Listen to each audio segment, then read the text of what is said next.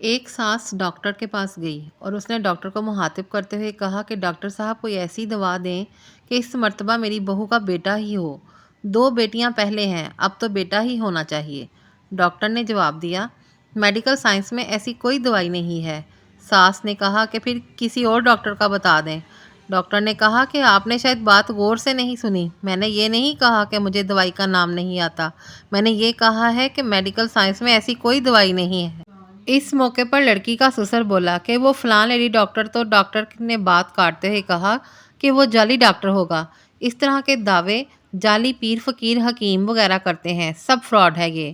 اب لڑکی کے شوہر نے کہا کہ اس کا مطلب ہماری نسل پھر نہیں چلے گی۔ ڈاکٹر نے کہا کہ یہ نسل چلنا کیا ہوتا ہے؟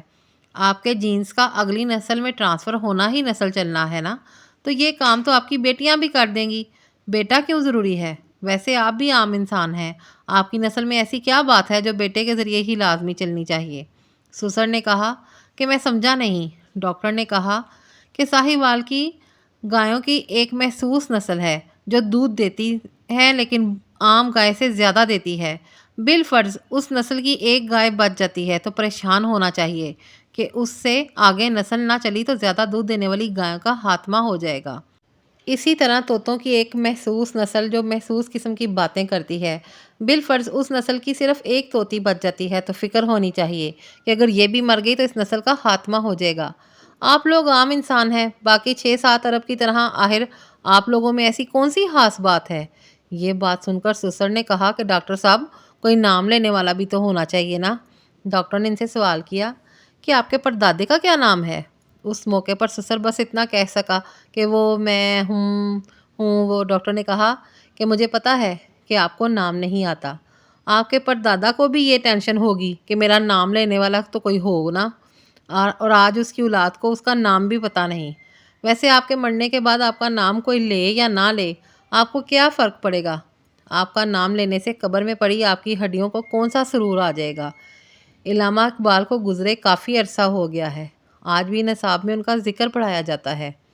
گنگا رام کو مرے ہوئے کافی سال ہو گئے ہیں، لیکن لوگ آج بھی گنگا رام ہسپتال کی وجہ سے گنگا رام کو نہیں بھولے۔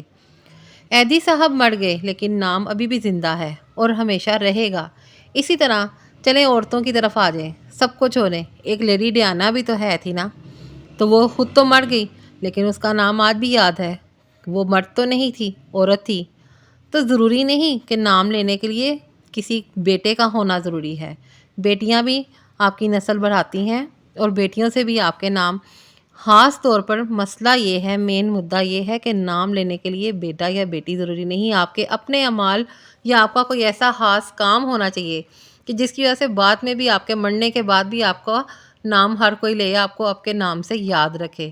ایسے نہیں جیسے آپ کو آج اپنے پردادا کا نام یاد نہیں، تو ویسے ہی آپ کو آج بیٹوں کے پیدا ہونے کی مصیبت ہے کہ ہماری بہو کے گھر بیٹا ہی لازمی ہو۔ ایسی سوچ کو ختم ہونا چاہیے، ہم لوگوں میں سے یہ جاہلیت ختم ہونی چاہیے، بیٹیوں اور بیٹوں کا فرق ختم ہونا چاہیے۔ کچھ بیٹیاں بیٹوں سے بھی زیادہ بڑھ کر نکلتی ہیں، لہٰذا بیٹیوں اور بیٹوں میں ہرگز فرق نہ کریں۔ بیٹا اگر نعمت ہے تو بیٹی رحمت ہے، اللہ جس سے خوش ہوتا ہے اس گھر میں بیٹی پیدا ہوتی ہے، ورنہ بیٹے تو صرف نعمت ہیں۔ جب بیٹا پیدا ہوتا ہے تو اللہ تعالیٰ اتنا خوش نہیں ہوتا، لیکن جب بیٹی پیدا ہوتی ہے تو اللہ تعالیٰ خوش ہوتا ہے، اور اللہ تعالیٰ کا وعدہ ہے کہ جس گھر میں بیٹی پیدا ہوگی اس کے باپ کا میں خود بازو بنوں گا، جبکہ بیٹے کو لوگ اپنا بازو مانتے ہیں۔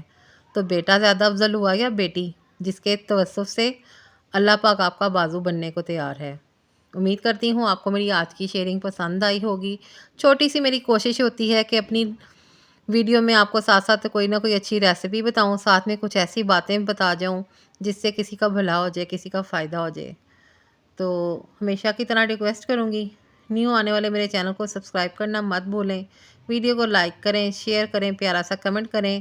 شلجم پالک گوشت کی میں نے ریسیپی آج آپ کے ساتھ شیئر کی ہے، تو پسند آئے تو اس کے بارے میں بھی ضرور بتائیے گا۔ نیکسٹ ویڈیو میں ملاقات ہوگی، تب تک کے لیے دیں اجازت، اللہ حافظ۔